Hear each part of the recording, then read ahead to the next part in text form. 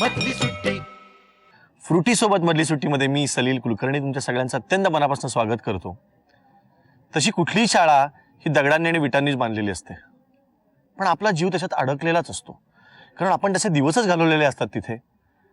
ते शाळेचे तास, तो दंगा, ती धमाल, कधी कधी आपल्याला केलेली शिक्षा, काढलेल्या चुका, परीक्षेच्या नंतर मिळालेलं प्रगती पुस्तक.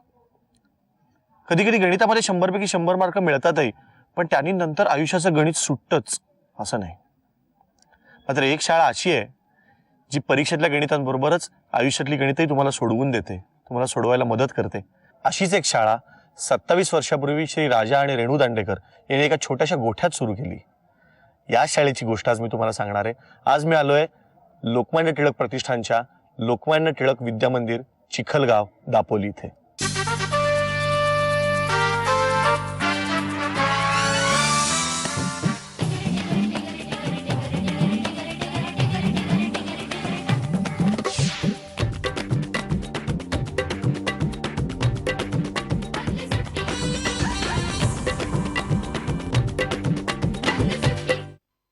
माझ्याबरोबर आहे तेजस उजाळ, ज्याने हे काहीतरी एक सॉलिड तयार केलंय. काय केलंस हे मित्र तू?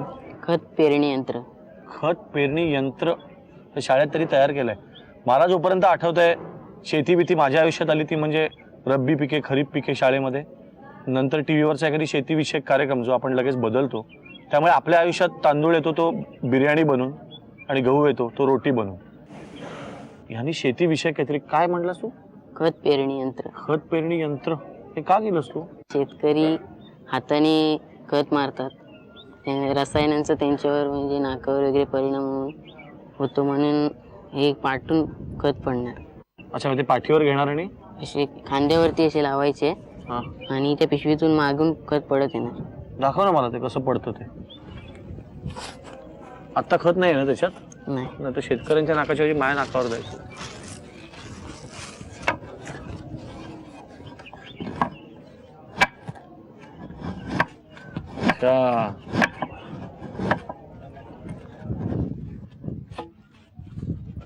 काय तुला हेच का करावं असं वाटलं आणि हे का केलंस तू शाळेत?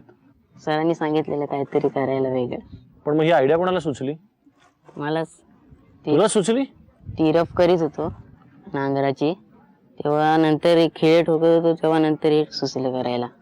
हे फार छान केलंस आणि आपल्या देशातले सगळे शेतकरी बांधवांना याचा उपयोग व्हावा आणि या निमित्ताने धन्यवाद देतो की तुमच्यामुळे आम्हाला खायला मिळतं. आम्ही घरी बसून छान खातो, तुम्ही सगळं कष्ट करता म्हणून आम्हाला खायला मिळतं. आणि या मित्राने तुमच्यासाठी काहीतरी खास गिफ्ट केली, तर तू हे अजून मॉडर्न थोडं करशील मला खात्री आहे. आणि पुढे जाऊन तू काहीतरी शेतीविषयक शास्त्रज्ञ होणार असं वाटतंय मला. तर तुझ्या या सगळ्या वाटचालीसाठी खूप मनापासून शुभेच्छा. बेस्ट ऑफ लक. आताच्या व्हिडिओ गेम्सच्या आणि कॉम्प्युटर गेमच्या जमान्यात एक मोठा धडा देणारी एक आपली मैत्रीण इथे बसली, मनाली, जिने गेल्या एका वर्षभरात 104 पुस्तकं वाचलीत. तर मनाली, तुला काय असं आहे की एवढी पुस्तकं वाचलीस तू?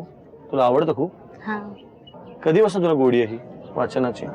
जेव्हा मी ह्या शाळेत आली 5वी पासून, आणि ग्रंथालय जवळ, म्हणजे खेळायच्या व्यतिरिक्त ग्रंथालयातच असायची, त्यामुळे वाचनाची जास्त गोडी लागायला लागली. पहिलं पुस्तक तुला आठवतं की जे अख्खं वाचलं असतो आणि तेव्हापासून तुला आवडायला लागलं की चला आता आपण अजून वाचायला पाहिजे? गोष्टी असायच्या छोट्या छोट्या, त्यामध्ये अजून काहीतरी रस देणारा असायचं ना, ते पुढं पुढं वाचत गेली. आणि या वर्षभरात 104 पुस्तकं वाचलीस? बाकी काहीच नाही केलंस का तू वर्षभर? केलं, अभ्यास पण केला. एवढा वेळ असतो आपल्याकडे वाचायला, आपण वाचत नाही. हिने वेळ काढला. काय काय वाचलंस इतक्यात सांग? म्हणजे जीवनचरित्र सुद्धा असतात. कुठलं वाचलं जीवनचरित्र इतक्यात? पराजय नवे विजय. म्हणजे त्यांनी लहानपणापासून ते शेवटपर्यंत कसे घडत गेले हेच ते पुस्तकात दिलेलं आहे. कोणाचं आहे ते? विजय फळणीकर. फक्त मराठी वाचतेस का अनुवादित वाचतेस? अनुवादित पण वाचते. कुठलं वाचतेस अनुवादित? द ब्रेड विनर वाचलाय, परत हॅनाची सुटकेस पण वाचले, ते पण अनुवादितच आहे ते पण. म्हणजे तुला विषयाचं काही बंधन काही नाही, सगळं आवडतं. पण त्यातल्या त्या सगळ्यात जास्त काय आवडतं वाचायला? गोष्टी.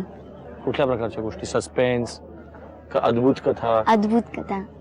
मोठं झाल्यावर काय व्हावं असं वाटतं? लेखक आणि कवी. कविता करायला सुद्धा मला साहित्यिक थोडक्यात. हा, गुड. म्हणाली तुझा, मला तर असं काय वाटायला लागलं माहिती, तुझ्याशी जितकं बोलू तितकं तुझा वाचनाचा वेळ मी घेतोय की काय. कारण आम्ही कोणी ना आता सगळे इतके आळशी झालोय की काही हवं असेल की की इंटरनेटवर बघतो, काही वाचत बसत नाही, प्रवासात पण काय करतो, सतत मोबाईलवर गेम्स खेळतो, हो की नाही तर टीव्ही बघत बसतो. पण तुझा मला खरंच आता अभिमान वाटला की आपल्या दापोलीच्या जवळ इथे तू ह्या शाळेमध्ये आहेस आणि तू इतकं वाचन करतेस. तर आज जेव्हा हे टीव्हीवरून लोक बघतील तुला, लोक पुस्तकं अजून अजून मला असं वाटतं की आता तुला पुढची कुठली भेट द्यायची तर लोक पुस्तकच देतील. आणि खूप तुला पुस्तकं दिलेली मला आवडतील. पुस्तकं दिलेलीच आवडतील, ही फार चांगली गोष्ट आहे. तर तू असंच छान वाचत राहा आणि काही वर्षानंतर तुझं नाव लेखिका म्हणून तुझं पुस्तक जेव्हा होईल ते आम्हाला बोलव, मी नक्की त्या प्रकाशनाच्या कार्यक्रमात. आपल्या शाळेमध्ये वर्षातनं एकदा कधीतरी विज्ञानाचं प्रदर्शन असतं. मग काय बरं वस्तू करूया, आपण बाबांना विचारतो, काकाला विचारतो, काहीतरी जुळवा करून एखादी वस्तू घेऊन प्रदर्शनात ठेवतो, दुसऱ्या दिवशी विसरून जातो. पण ह्या ज्या दोन माझ्या मैत्रिणी आहेत, प्रियांका आणि सायली, त्यांनी कोणी सांगितलं म्हणून नाही, प्रदर्शन होतं म्हणूनही नाही, त्यांना स्वतःला वाटलं म्हणून टॉर्चच तयार केला. त्यांच्याशीच बोलूया. तर तुम्ही दोघींनी टॉर्च तयार केला. तुम्ही कितवीत आहेत मला सांग प्रियांका, तू कितवीत आहेस? मी 7वीला आहे. तू 7वी. 7वीतल्या दोन मुलींनी टॉर्च तयार केला, पण तुम्ही शाळेत तयार केला. हा. मग तुम्ही शाळेत टॉर्च करून विकता का? किती रुपयाला? 30 रुपये. 30 रुपयाला? हा. पण मला हे टॉर्चची माहिती तर सांग, मला पण घ्यायला बरं आहे ग. ऍक्च्युली मी डॉक्टर होतो ना पूर्वी, मी घसा बिसा बघायचो, मला आवडेल असं. मला सांग जरा माहिती सांग टॉर्चची. ही टॉर्च आहे ती जर आपण अशी चालू ठेवली तर ती 50 तास सतत चालू राहू शकते. आणि ती आपण दिवसातून 5-10 मिनिटं जर वापर केला तर ती 2 ते 1.5 महिने टिकते. 2.5 महिने. 2 ते 2.5 महिने म्हणते ती. क्या बात आहे. किती वेळ लागतो एक टॉर्च करायला? 5-10 मिनिटं लागते. 5-10 मिनिटं? पण टिकतो का? काही एकदा वापरायचा आणि नाही टिकतो. काय कमाल आहे. पण मग तुम्ही दुकानात का नाही घेतलं? तुम्हाला नाही असं वाटलं की आपण कुठे करत बसा, जसं आम्ही करतो, आपण कुठे करा, जाऊन दुकानात नाही आणूया, असं का नाही केलं? दुकानातली जास्त काळ टिकत नाही. तर मला तरी असं वाटतं की तुम्ही काहीतरी नाव ठेवा तुमच्या दोघी टॉर्च तयार करा ना, प्रियांका आणि सायली मिळून काहीतरी प्रिसा टॉर्च किंवा सापरी टॉर्च असं करा तुम्ही. म्हणजे मी पुढच्या वेळी येईन तेव्हा सापरी टॉर्चचा एक बॉक्स घेऊन जाईन, तुम्ही तयार करून ठेवा. चालेल? माझ्याकडून मी तुम्हाला छोटीशी भेट. क्या बात आहे. मस्त. हिने स्वतः कमावलेला प्रकाश आज मला दिलाय, मला याचा खूप मोठा उपयोग होईल, मला खात्री आहे. थँक्यू व्हेरी मच आणि तुम्हाला दोघींना खूप शुभेच्छा. थँक्यू. आता या शाळेमधला एक फारच इंटरेस्टिंग गेम हे खेळणार आहेत. मला खूपच उत्सुकता वाटते की काय असेल, कारण गेम असा आहे की प्रत्येकाने एक एक चिठ्ठी घ्यायची, त्याच्यावर आपल्याला हवा तो शब्द लिहायचा आणि फोल्ड करून हा जो जादूगार अक्षय आहे त्याच्याकडे आम्ही देणार. तो ती चिठ्ठी न उघडता कानाशी नेणार आणि त्या चिठ्ठीवर काय शब्द लिहिला हे ओळखणार. हे कसं शक्य मला कळत नाही, काहीतरी हात चलाकी असेल किंवा जादू टोणा, पण मला जरा उत्सुकताच आहे की अवघड वाटतं ना हे. चला मग खेळूया. द्या चिठ्ठ्या.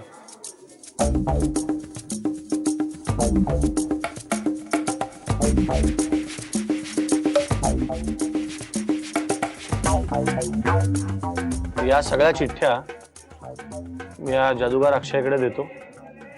तो बघूया तो कानाशी नेऊन ओळखतो का काय शब्द आहे. घे रे बाबा. चीटिंग करायचं नाहीये.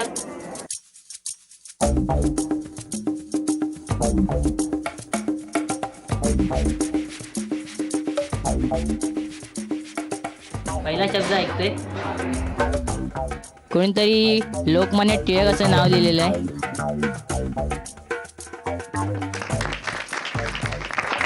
काहीतरी गोची आहे, काहीतरी कोणीतरी फितूर आहे असं मला आता वाटायला लागलं. काय मला कळत नाहीये.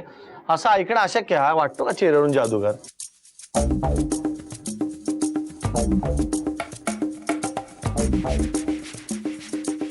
कोणतरी आपली जे रक्षण करतायत त्यांचं नाव दिलेलं आहे. सैनिक म्हणून कोणतरी लिहिलं.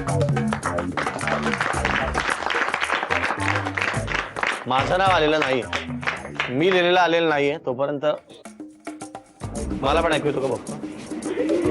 रेंज येते हळूहळू माझ्यापर्यंत येते.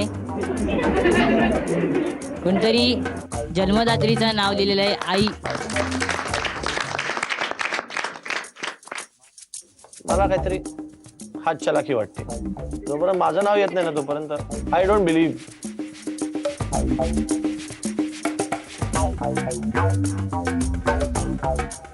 8वा शब्द ऐकतोय. मुलांना सगळ्यांना आवडणारी मधली सुट्टी असं कोणीतरी लिहिलेलं आहे. कोणी लिहिलेलं आहे?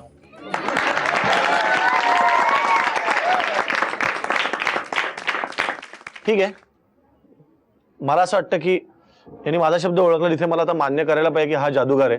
आणि एक काम करूया, आता मी पुढच्या शाळेत, त्याच्या पुढच्या शाळेत, घरी मुलांना, शेजारी सगळी मुलं जमवून याच्याकडनं जादू शिकतो, जादूगार अक्षयकडनं, आणि मग तुम्हाला दाखवतो. मी पण रेंज येते.